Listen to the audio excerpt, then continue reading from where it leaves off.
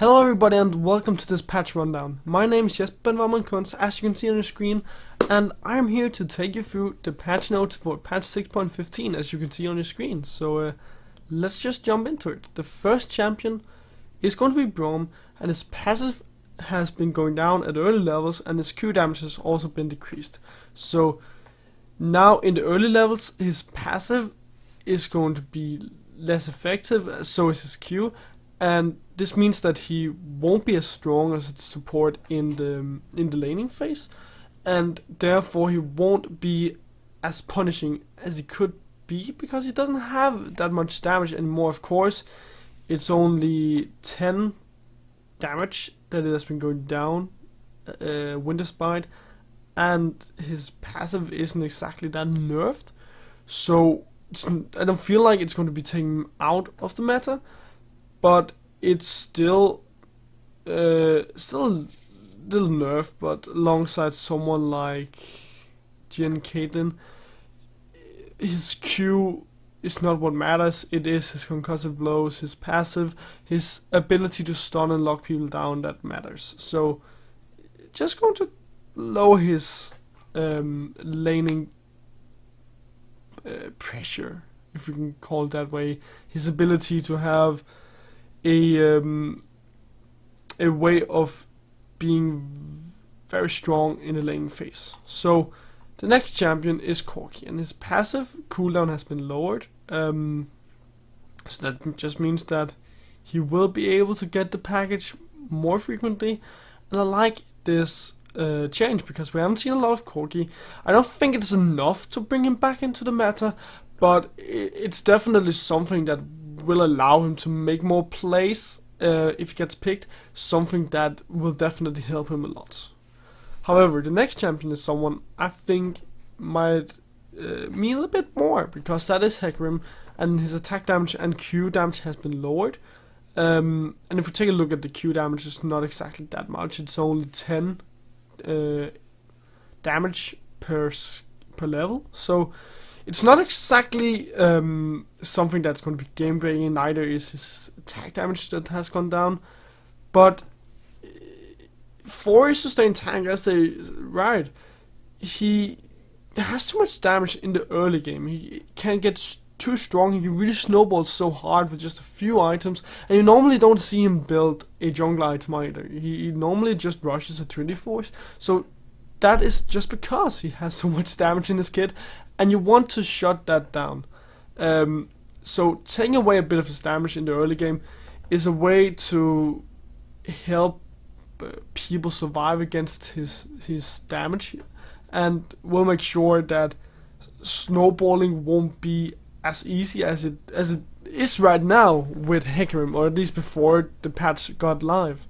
So for Eloy, her tentacles are more visible and brushed to enemy within vision radius, so that's just going to be something to help you whenever you play against Eloy. It's not exactly a buff towards her. It's actually more of a nerf towards her, because now it's just going to be harder for her to disguise her tentacles, to just hide them away. So let's just jump into the next champion. Not a lot to talk about at all. So Jarvan the 4th, E attack speed up. So let me check. Passive attack speed.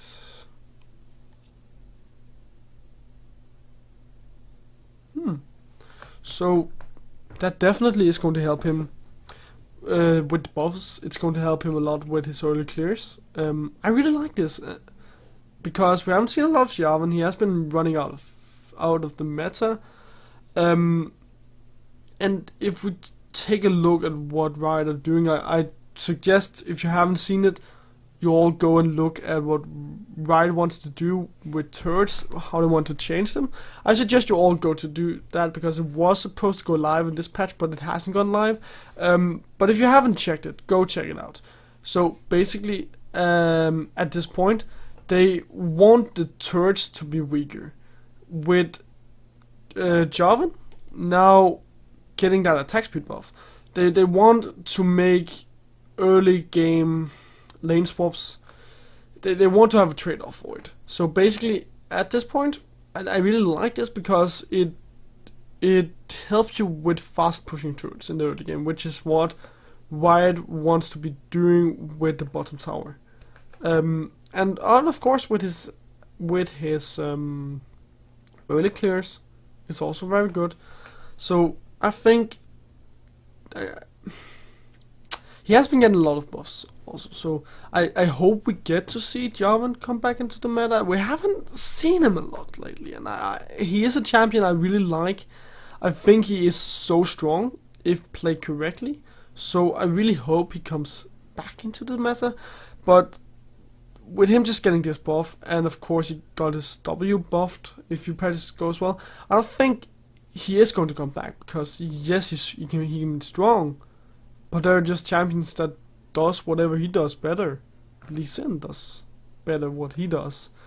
So basically I think it's not going to be that efficient, but definitely it's going to help him be that pocket pick you can bring out either in the top lane as an AD job, because this just means that you can get more damage off with your auto attacks. So Karma, okay, E shields less and no longer shields minions. Mantra E speed scales with E's rank. Okay, so Karma's been coming into mid lane. She has been quite a Lulu pick. Just tons of utility.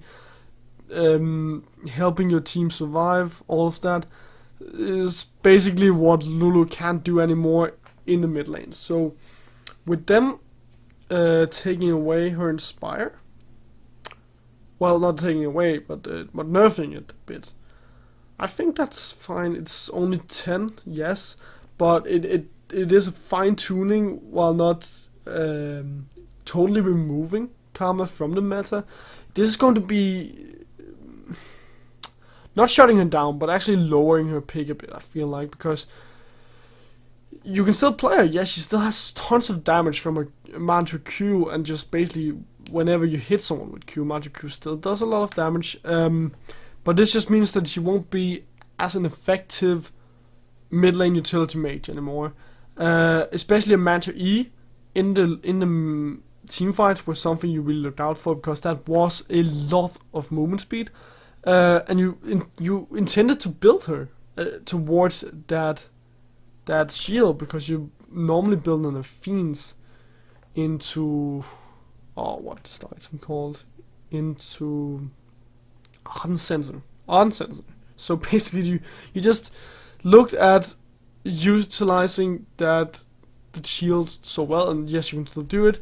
It has just been nerfed a little bit, and now that you can't inspire minions anymore, that's it's not like it means too much, but I know some people like to play Karma top and like to mess around with people, not with Mantra Queen, but yeah, just you're going to be toning her down a little bit. So cast in, Q damage up, E cost down. So just a small buff, not too much. He's not going to be coming back into the meta by this. Just still a small pocket pick. If you want to play him, it can still be played. He's not going to be strong enough by this one. It's just going to help him a little bit. So Malzahar, on the other hand, has been seeing a lot of popularity recently in pro play. So his passive cooldown has gone up, and his passive shield falls off faster. So this will make him less safe. But with that being said, it's still, you're still going to be able to dodge, for example, a support roaming. a support roaming, look at it. It's 0.25 seconds after taking damage instead of 1 second. So you're not going to be dodging all the CC, for example, if everybody just tunnel visioned onto you. But let's say a fresh roams to the mid lane, you're still going to be dodging his hook. So it just opens up with the cooldown being risen up. While that is going to be higher, you're still going to be able to dodge it, but it's just going to make him have to play more safe, and generally just making return ganks for per se easier. Nidalee, Cougar and Cougar and human Q damage up are no longer resets Nidalee's basic attacks, so she's getting a bit of buffs. I like this because she has been getting a few nerfs lately, and she has been falling out of the meta a little bit. We haven't seen that many early game junglers as Graves, Kindred, Nidalee. Right now it's basically Lee's the only one that is left as an early game jungler who is really in the meta. Yes, you can still play Nidalee, she's still strong, but she's just been getting nerfed, and someone like Rek'Sai, someone like Gragas, these objective control junglers is so strong because of Dragons, Rifthail, Baron, and just because they aren't that nerfed as someone like Kindred, Graves, or Nidalee was. So I like what they're doing to Nidalee, giving her a few buffs. And now the Cougar are no longer resetting Nidalee's basic attack. It's just going to be hurting a little bit on the top tier Nidalee players, as that was a neat little trick you could do just to be able to get a little bit more damage out there. It's not going to be game breaking, but it's definitely going to be taking down a bit of her damage potential, her clearing potential in the jungle as well. Now that you won't be able to put out as much damage because of you're losing one auto attack, it's still going to be a little bit.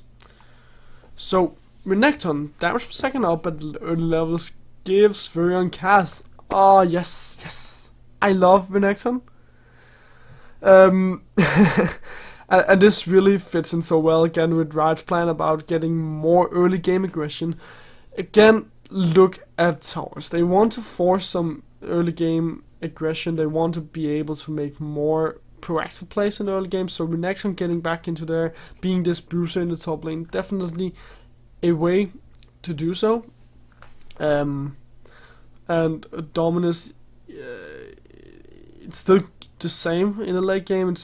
It is 10 and 20 per scaling, so it's not too much, but that 20 fewer cast is going to be helping a lot, and I hope this means that Renekton comes back into the meta, because I think he is a really good playmaker. He can be so strong, and he can deal with someone like Irelia, so I hope that this will help him, and it is also going to be strong against Irelia if people decide to pick him up.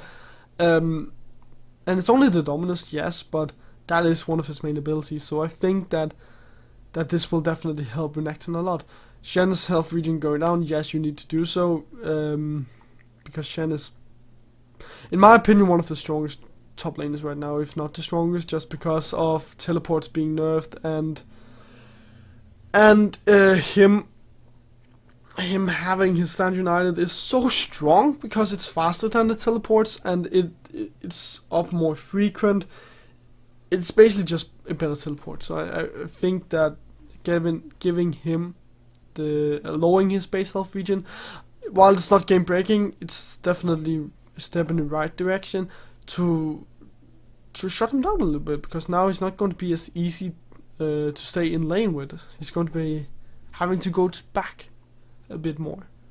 So Shyvanas are passively generates more fury, yes, just helping her get a little bit back in the early game. Makes her a little bit stronger, not too much, but again, she's a farm jungler, so if you can get more fury, that means more ganking, faster clearings. I like it. Definitely something she could use. So Sona has been seeing quite some changes in the last patch. I think it was. I haven't exactly played a lot of the last patch. Let me rephrase that. I'm gonna say that again. I haven't exactly played a lot on the last patch, but I think it was the last patch. Yes, I do so. So let me check. W heals less, E's self movement speed boost down, changes when playing planet pathway through last patch. Okay, so it's just something that came between the two patches here, and a heals less. Yes, as far as I can remember. her heal also got some AP scaling buffed. Let me check that actually. I'm pretty sure that patch 6.14. Let me check. Oh, that was the wrong one. There you go. So, champions, Sona. Yes, it got a better scaling. So in terms of AP. So yes, definitely tones her down a little bit. Her heal, I can imagine, has been very strong because you normally get like hundreds ability power as a support, so it's not exactly game breaking, but it helps her with toning down a little bit, especially with that AP scaling. So also her laning phase just going to be a little bit weaker, and I mean Leona, who is really good against Sona, also got some buffs in the last patch, which I really like. I really like that Leona buffs. I think she's such a good champion. I love her. So she's not going to be as good in any phase. I mean, her sustain is going to be weaker, and she's not going to be your go-to sustain support if you can't get Soraka. So I think it's fine to tone her W down a bit, but you have to be careful about it because her W and a Q is basically what you pick her for, and if you tone either of them down too much, then she's not going to be a meta pick anymore, and she's just going to go back to being a pocket pick. Song of Celerities of movement speed doesn't matter too much. Just going to make sure that she can't get back into the lane as fast anymore. R cooldown up for Talia. Yeah, taking away a little bit of her roaming potential in the early game, and her getting back into the lane. So it's fine. I think it's only like, what was it, 20 and 10 seconds. Not too bad. Wait, thanks. Yeah. Wayne. Q deals damage to turrets and inhibitors. Okay. Okay, so first, now deals bonus damage to structures. Yes, that is good. I'm an 80k main, so I can't tell you how many times I've used a Q and not been able to proc it onto anything, and just standing there and shooting at the tower, and my Q is not going anywhere, and I am getting frustrated. So I love this. Helps her take down towers as well. You're not getting a lot of AD on her, so I think it's fine. I think it's actually a very good change, and will help Wayne with taking down towers faster. Good enough. And Tumbles bonus damage and Wayne's basic attack no longer clicks independent. Ah, damn. She's going to hurt. She's going to hurt so hard. I mean, right now her go-to build is like rapid fire cannon, or either you go Blade Rune King or rapid fire cannon. I think this is going to be shifting you more towards rapid fire cannon or the Phantom Dancer, because it means your Q and your basic attack will crit on top of each other. That's going to be a lot of damage if you go for more of standard 80k build with crit and an infinity edge. So she can be strong. Come back into the meta. Not quite sure. Not quite sure because we're not still seeing too many tanks, unless we are starting to see more early game focused gameplay. She needs a team that can have some pressure elsewhere so that she won't be caught. Victor R only gains his return speed boost when Victor targets himself. Yeah, fine. Clear Storm now only covers as returning moves at max speed if Victor targets himself. Okay, so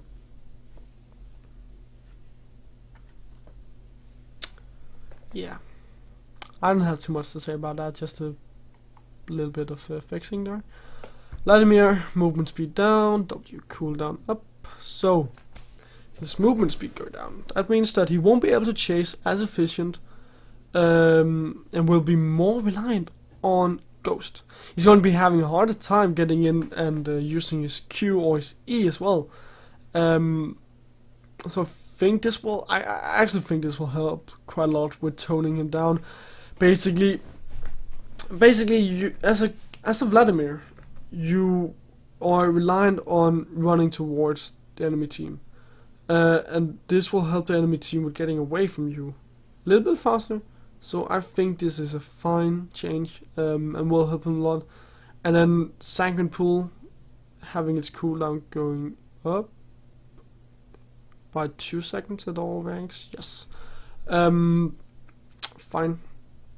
Makes him it just makes him having to pay more attention to whether or not he's going to be ganked.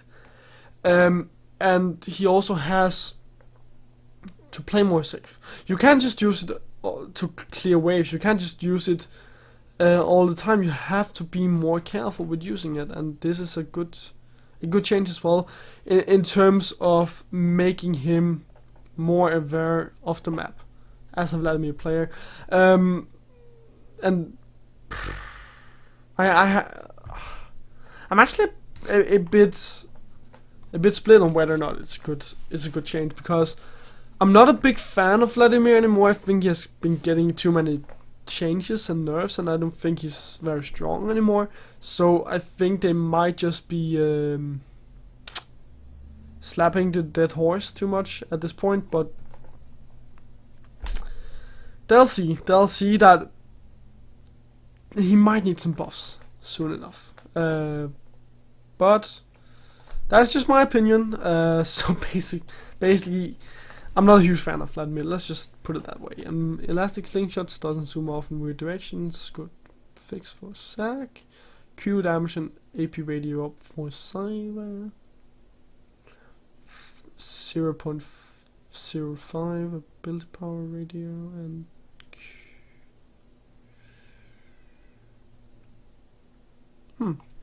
yeah.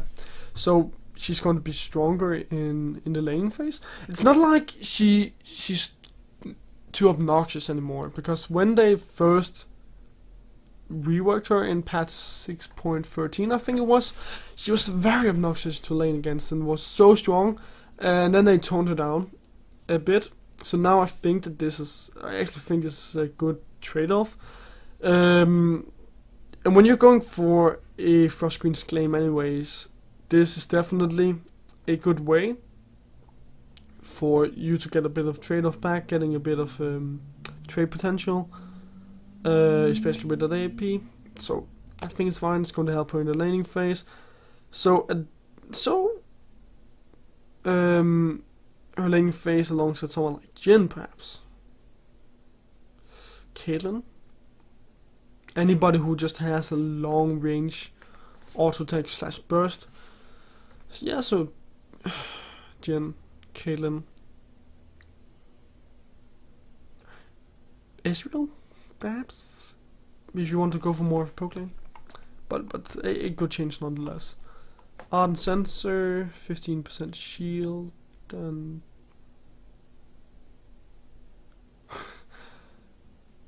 shield bonus no longer stacks across multiple Ardents. Who the hell has 2 seconds? I need to check this out. Okay, so let me check. Ardent Sensor. Okay, so it's 40% ability power, 10% cooldown reduction, 10% movement speed. Okay, so you cannot stack it anymore. So you get 10% cooldown reduction from each Ardent Sensor.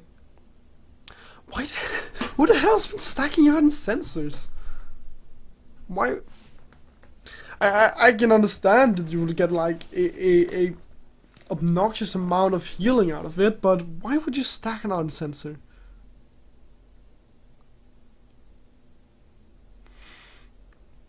Well, whoever's been stacking it cannot do it anymore, so fair enough.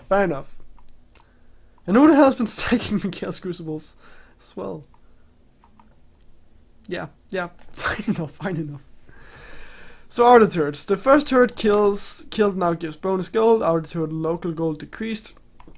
So let's see. Shared gold has been toned down from 300 to 250. Health has been going up with 200 health. Fortification fortification duration 7 to 5 minutes, for damage reduction 35 to 50. Okay, so bottom towers, yes, this was one of the changes. No longer has damage reduction.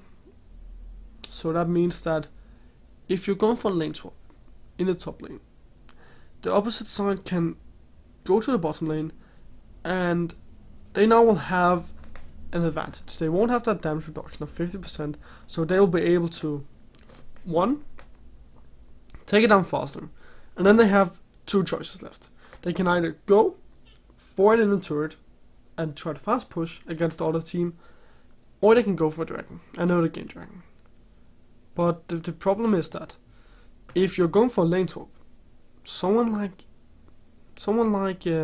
Jinx is really strong in those types, as she can just tear down towers really fast with her attack speed.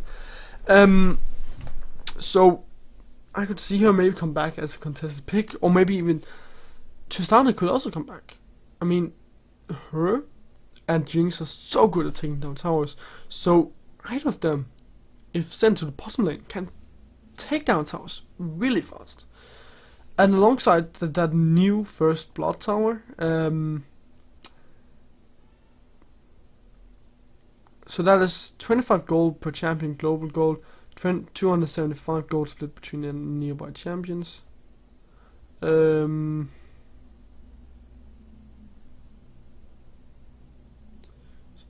gold per champion, that is... Okay, so you get 25 global gold, yes, and then 275 split between them. Okay, so 125 gold is global, and 275 is nearby. So again, someone like Jinx, who is a late game scaling AD carry, will benefit a lot from going to the bottom lane. Same goes for Tristana, so I could perhaps see a lot of these early game attack speed steroids AD carries come back into the meta just for taking down towers really fast, getting that early game advantage. Okay, so they are forcing some early game advantages right on their side. Okay, Twisted Tree Line, I don't care. Minimap icon cleanup, various player created objects and pets no longer generate minimap icons.